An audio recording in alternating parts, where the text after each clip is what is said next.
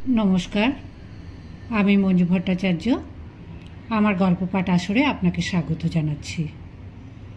आज पढ़े शोनाच्छि शैलेश दे रचित आमी सुभाष बोलछि ग्रंथ थेके ৭৫तम पर्व।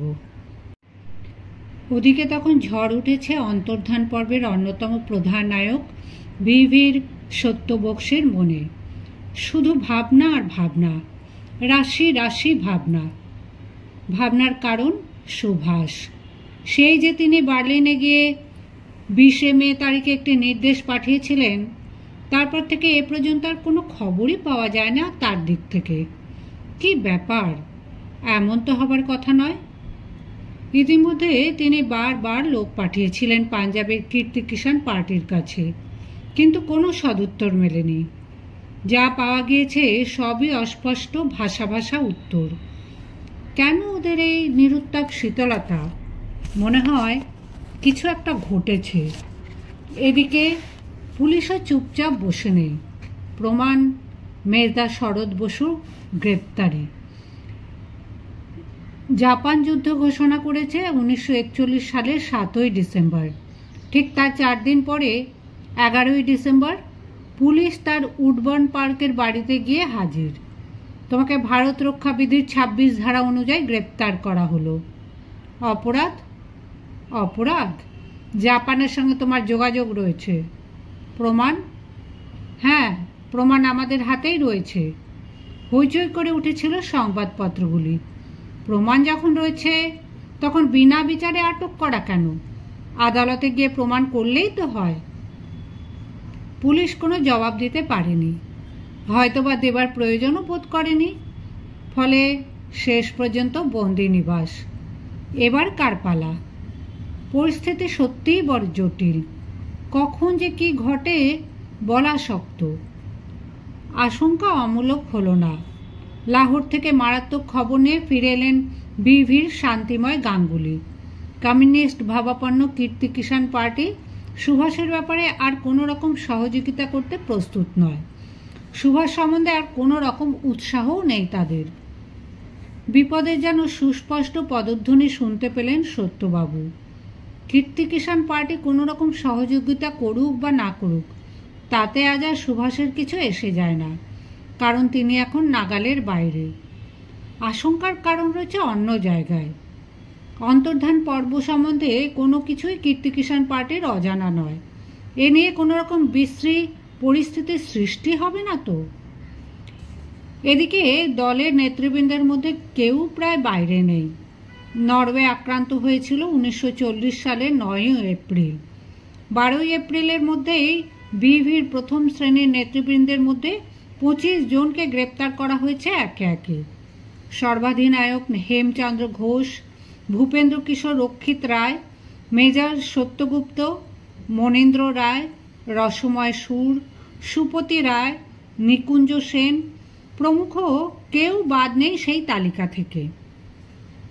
বাকি রয়েছেন গুটি কয়েক বিশ্বস্ত কর্মী মাত্র।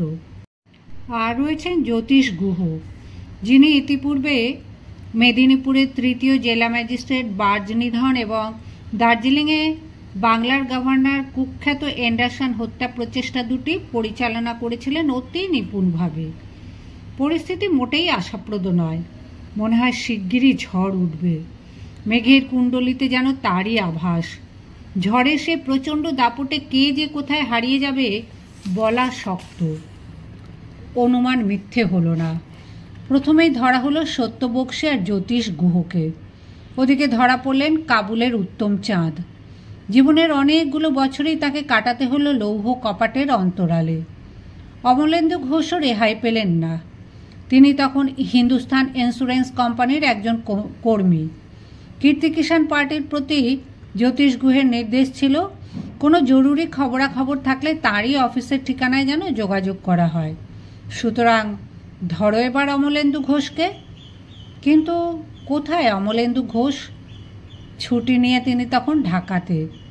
সঙ্গে সঙ্গে জরুরি টেলিগ্রাম, শিগগির ধরো তাকে, খবরদার কোনো রকমে যেন ফসকে যেতে না পারে। পরবর্তী লক্ষ্য সেই ইলেকট্রিক্যাল ইঞ্জিনিয়ার সত্যব্রত মজুমদার। কর্মী হিসেবে ততদিনে তিনি যোগ দিয়েছেন নারায়ণগঞ্জের ঢাকেশ্বরী মিলের পাওয়ার হাউসে। সঙ্গে সঙ্গে পুলিশ গিয়ে হাজির। কোথায় সত্যব্রত মজুমদার? এক্ষুনি তাকে চাই। সব বৃথা। দূর থেকে ব্যাপারটা অনুমান করতে পেরে ততক্ষণে পেছনের গেট দিয়ে সত্যব্রত মজুমদার হাওয়া। সন্দেহক্রমে ধরা হলো বিভিন্ন দলের আরও অনেককেই। দিনকাল ভালো নয়। সুভাষ বোস নাগালের বাইরে। কখন যে তিনি সৈন্য সামন্ত নিয়ে ফিরে এসে কী কাণ্ড বাঁধিয়ে বসবেন কে জানে। সুতরাং সতর্ক থাকাই ভালো। জ্যোতিষ গুহ ও সত্যবক্সীর কথা তোমাকে আগেই বলেছি। এবার এগিয়ে এলো ব্রিটিশ মিলিটারি বাহিনী। কি করে কথা আদায় করতে হয় তা পুলিশের চাইতে আমরাই ভালো জানি। সুতরাং ওদের আমাদের হাতে ছেড়ে দাও। সঙ্গে সঙ্গে দুজনকে পাঠিয়ে দেওয়া হলো লালকেল্লার মিলিটারি হেফাজতে। তারপর যা হলো তা সহজেই অনুমেয়। এমন অমানসিক নির্মম নির্যাতন বুঝি একমাত্র ব্রিটিশ কর্মীদের পক্ষে সম্ভব। কোনো সুস্থ মানুষের পক্ষে তা কল্পনা করাও কঠিন। সুভাষ বোস কী করে বার্লিন গিয়েছিল বলো? কোন পথে? তোমাদের মধ্যে কে কে জড়িত ছিলে এ ব্যাপারে? কবে উনি ফিরে আসবেন সৈন্যবাহিনী নিয়ে? কোন পথ দিয়ে? বলবে না? বেশ, তাহলে দেখো। জ্ঞান হারিয়ে ফেললেও রেহাই নেই। কতক্ষণ আর থাকবে এভাবে? এক সময় না এক সময় জ্ঞান ফিরে আসবেই। তখন যাবে কোথায়? দাঁত কামড়ে নিঃশব্দে পড়ে রইলেন সত্যবাবু। সুভাষ শুধু তার বিপ্লবী সতীর্থই নন, সুভাষ তার অভিন্ন হৃদয় বন্ধু। এমন একটি কথাও নয় যার ফলে সুভাষের সেই মরণপণ প্রচেষ্টা এতটুকু ব্যাহত হতে পারে। প্রাণ যায় তো যাক, তবু কোনো কথা নয়। সত্যবাবু তখন খুবই অসুস্থ। তা সত্ত্বেও কী করে যে তাঁর পক্ষে সেদিন সেই অমানসিক নির্যাতন সহ্য করা সম্ভব হয়েছিল তা ভাবতে গেলে সত্যিই অবাক লাগে। তাও একদিন দুদিন নয়, দিনের পর দিন, মাসের পর মাস। সহ্য করতে পারলেন না জ্যোতিষবাবু। দিনের পর দিন পৈশাচিক নির্যাতনের ফলে হঠাৎ একদিন তিনি অসুস্থ হয়ে পড়লেন গুরুতরভাবে। সঙ্গে সঙ্গে টনক নড়ল পররাজ্যগ্রাসী ইংরেজ সরকারের। তাই তো এ যে বড্ড বাড়াবাড়ি অবস্থা হয়ে দাঁড়ালো দেখছি। এরপর ভালো মন্দ কিছু একটা হলে শেষে যে বদনাম কুড়োতে হবে সরকারকে। সুতরাং দাও ওকে খালাস। কিছুতেই কিছু হলো না। মাত্র কিছুদিন বাদেই বিভির সেই সার্থক নায়ক মৃত্যুর কোলে ঢলে পড়লেন স্বাধীনতা সংগ্রামের ইতিহাসে এক গৌরব উজ্জ্বল ভূমিকা সৃষ্টি করে। পরিস্থিতি লক্ষ্য করে সঙ্গে সঙ্গে গা ঢাকা দিলেন কামাখ্যা রায়, বিনয় সেনগুপ্ত, ধীরেন সাহা রায়, শান্তিময় গাঙ্গুলি, সত্যব্রত মজুমদার প্রমুখ বিভির একনিষ্ঠ কর্মীবৃন্দ। কণ্ঠে তাদের দৃঢ় আত্মপ্রত্যয়ের সুর। স্বাধীনতা সংগ্রামের ইতিহাসে এ পর্যন্ত অনেক মূল্যই দিতে হয়েছে বৈপ্লবিক সংস্থা বিভিকে। দিতে হয়েছে স্বাস্থ্য ও প্রাচুর্যে ভরপুর অসংখ্য তাজা প্রাণ। প্রয়োজন হলে আমরাও দেব। তবু স্বাধীনতা অর্জনের এই প্রাণপণ প্রচেষ্টাকে দেহে এক বিন্দু রক্ত থাকতে কোনো রকমেই আমরা ব্যর্থ হতে দেব না। মহাবিপ্লবী সুভাষচন্দ্র বসু জিন্দাবাদ। বিপ্লব দীর্ঘজীবী হোক। উপেক্ষিত নায়ক গান্ধীজি।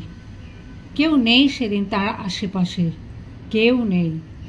যুদ্ধে সহযোগিতার প্রশ্ন নিয়ে সবাই সেদিন তার কাছ থেকে দূরে সরে গেছেন। জওহরলাল, মৌলানা আজাদ, ভুলাভাই দেশাই প্রমুখ সবাই। 27 এপ্রিল এলাহাবাদে অনুষ্ঠিত কংগ্রেস ওয়ার্কিং কমিটির বৈঠকে তার প্রস্তাব উপেক্ষিত হয়েছে। পরিবর্তে গৃহীত হয়েছে জওহরলালের প্রস্তাব। অন্য তো দূরের কথা, একান্ত ভক্তদের মধ্যেও কেউ সেদিন সমর্থন করেননি তাকে। সহকর্মীদের কাছে আজ তার প্রয়োজন ফুরিয়ে গেছে। গান্ধীজি নির্বিকার। বাইরে কোথাও কোনো পরিবর্তন নেই। সবই ঠিক আছে।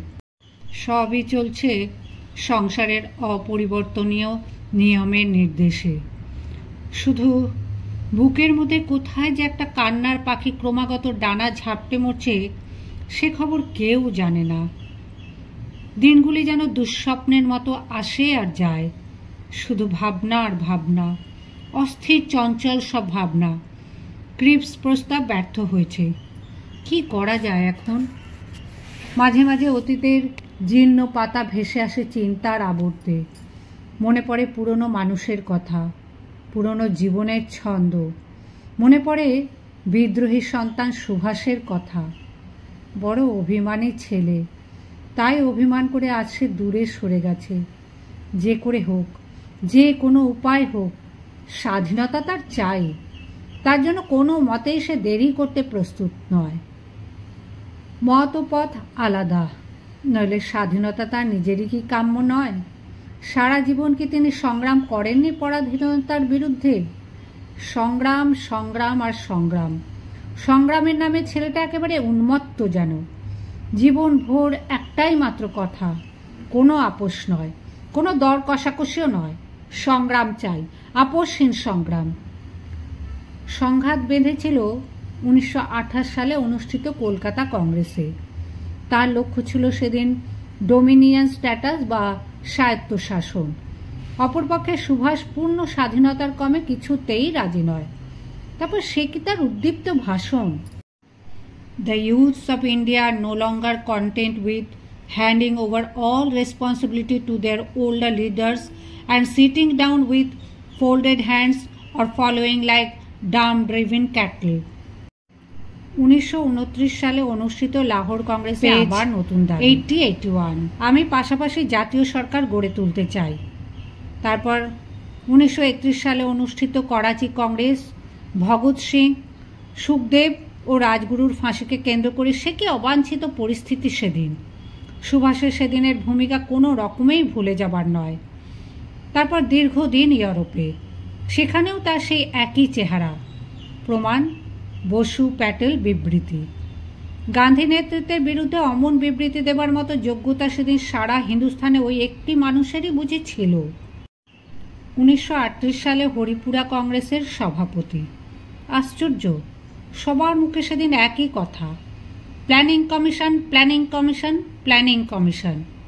সুভাষের মুখে প্ল্যানিং কমিশনের কথা শুনে সত্যিই সেদিন অত্যন্ত চাঞ্চল্যের সৃষ্টি হয়েছিল সুধী মহলে। ভারতবর্ষে এর আগে এমন কথা ভাবতেও বুঝি পারেনি কেউ। সেই একই বছরে জলপাইগুড়িতে অনুষ্ঠিত বঙ্গীয় প্রাদেশিক রাষ্ট্রীয় সম্মেলনে সুভাষের মুখে শোনা গেল এক নতুন দাবি, ইংরেজ ভারত ছাড়ো, অবিলম্বে হাত গোটাও এদেশ থেকে। সেই অনুষ্ঠানে সভাপতিত্ব করেছিলেন সুভাষের দাদা শরৎচন্দ্র বসু। তারপর 1939 সালে ত্রিপুরী কংগ্রেসের সেই অবাঞ্ছিত অধ্যায়, সেখানেও সুভাষের ভাষণে শোনা গেল সেই একই দাবি, ভারত ত্যাগ করার জন্য ইংরেজকে চরমপত্র দেওয়া হোক। মাত্র 6 মাস সময়, তারপরই শুরু হবে ব্যাপক সংগ্রাম। তারপর কংগ্রেস থেকে বহিষ্কার এবং ফরওয়ার্ড ব্লক গঠন, সবশেষে অন্তর্ধান। তারিখটা ছিল 1941 সালের 17 জানুয়ারি। সুভাষের সেই অন্তর্ধান কি সেদিন খুব একটা অপ্রত্যাশিত ছিল তার কাছে? না, ছিল না। মত ও পথ আলাদা, তবু যাবার আগে সুভাষ নিজেই একদিন তাকে খুলে বলেছিল সব কথা। বাইরে গিয়ে কিছু করা যায় কিনা আমি তা একবার দেখতে চাই, আপনি আমাকে আশীর্বাদ করুন। উত্তরে তিনি বলেছিলেন, কৃতকার্য হলে আমি সেদিন সর্বাগ্রে অভিনন্দন জানাবো তোমাকে। সুভাষ তার কথা রেখেছে। এরই মধ্যে সে এক শক্তিশালী সেনাবাহিনী গড়ে তুলেছে সুদূর জার্মানিতে গিয়ে। সেখান থেকে মাঝে মাঝে ভেসে আসে তার সেই তেজোদ্দীপ্ত কণ্ঠস্বর, আমি সুভাষ বলছি। দিনের পর রাত্রি, আবার রাত্রিও একসময় হারিয়ে যায় দিনের আলোর সমারোহে। সেই একই ভাবনা তখন ক্রমাগত ঘুরপাক খেয়ে চলেছে গান্ধীজির মনে। ইতিহাস এগিয়ে চলেছে। ভারতের কোটি কোটি মানুষের বাপুজি হয়ে একমাত্র তিনিই কি শুধু নির্বাক একটি দর্শকের মতো নিশ্চেষ্ট হয়ে বসে থাকবেন দেশের এই চরম বিপদের দিনে? অসম্ভব। কিন্তু কি করা যায় এখন? কি করা উচিত? Azad Hind radio, Berlin. I am Subhash calling. Freedom is not given, it is taken. Freedom never could be a gift because every gift carries its obligations, its ties. Subhash, Subhash, Subhash, সেই কণ্ঠ, মুখে সেই চিরন্তন সংগ্রামের ডাক। স্বাধীনতা কেউ দেয় না, আদায় করে নিতে হয়। কোনটা সবচাইতে বেশি প্রয়োজন, সংগ্রাম না সহযোগিতা, বন্ধুত্ব না বিচ্ছেদ, স্বাধীনতা না দাসত্ব? ব্রিটিশের ভাড়াটে প্রচারকরা আমাকে যতই শত্রুর এজেন্ট বলুক না কেন, আমি যখন দেশবাসীর সঙ্গে কথা বলি তখন আমার কোনো পরিচয়পত্রের দরকার হয় না। সারা জীবন নিরলসভাবে আমার ব্রিটিশের সঙ্গে সংগ্রাম করে কেটেছে, তাই আমার বিশ্বস্ততার গ্যারেন্টি। আমি ভারতবর্ষের সেবক। পৃথিবীর যেখানেই থাকি না কেন, ভারতবর্ষের প্রতি আমার আনুগত্য থাকবে চিরদিন। মুহূর্তের পর মুহূর্ত কেটে যায়, তবু সেই কলকণ্ঠ কানের কাছে এক টানা বেজে চলে বিরামহীনভাবে। সব কথায় মিলিয়ে যায় আস্তে আস্তে, শুধু জেগে থাকে তিনটি মাত্র শব্দ: জাস্টিস, ইকুয়ালিটি, ফ্র্যাটার্নিটি। ন্যায়, সাম্য, ভ্রাতৃত্ব। এই তিনটি নীতিকে ভিত্তি করেই গড়ে উঠবে সুভাষের স্বপ্নের ভারত। এমনি করে দিনের পর দিন, মাসের পর মাস, নানাভাবে, নানা ভাষায় আমি সুভাষ বলছি। আমার ভাই বোনেরা, ব্রিটিশ অতীতে ভারতবর্ষকে দাস ও দরিদ্র করে রেখেছে যে নীতির অনুসরণ করে এসেছে, আজ তাকে তার অব্যর্থ ফল ভোগ করতেই হবে। একথা আজ অতি স্পষ্ট যে এই সুযোগ কিছুতেই আমরা হেলায় হারাবো না। ভারতের জাতীয় মুক্তির শেষ সংগ্রামের জন্য অচিরেই আমরা আমাদের অভিযান শুরু করব। আমরা সংগ্রাম করব আমাদের সকল শক্তি দিয়ে। বিধাতার আশীর্বাদে ও দেশবাসীর সহায়তায় আমরা জয় করব আমাদের স্বাধীনতা, আমাদের মুক্তি। হয় কুল, নয়তো অতল সমাধি। এছাড়া আর কোনো পথই খোলা নেই আজ আমাদের চোখের সামনে। জয় হিন্দ। বুঝি নিমেষে মনের মণিকোঠা জ্যোতির্ময় হয়ে ওঠে গান্ধীজির। মহাভারতের পঞ্চপাণ্ডব তাদের ন্যায্য প্রাপ্য রাজত্বের পরিবর্তে মাত্র 5খানি গ্রাম দাবি করেছিলেন দুর্যোধনের কাছে। মধ্যস্থতা করেছিলেন স্বয়ং ভগবান শ্রীকৃষ্ণ। দাম্ভিক দুর্যোধন তাতে কর্ণপাত করেনি। হাজারভাবে অনুরোধ করা সত্ত্বেও তার হৃদয়ের এতটুকু পরিবর্তন হয়নি। তাই তো মহাবীর অর্জুনকে শেষ পর্যন্ত গান্ডীব ধারণ করতে হয়েছিল নিরুপায় হয়ে। তাই হয়, সংসারে দুর্যোধনরা কোনো কালেই কারো উপদেশে কান দিতে জানে না। হাজার দৃষ্টান্ত দেখেও ওদের চৈতন্য হয় না। আজও তা হবে না। সে আশাও সুদূর পরাহত। সুতরাং ভারতবাসীকে তার জন্মগত দাবি আদায় করতে হলে চাই সংগ্রাম।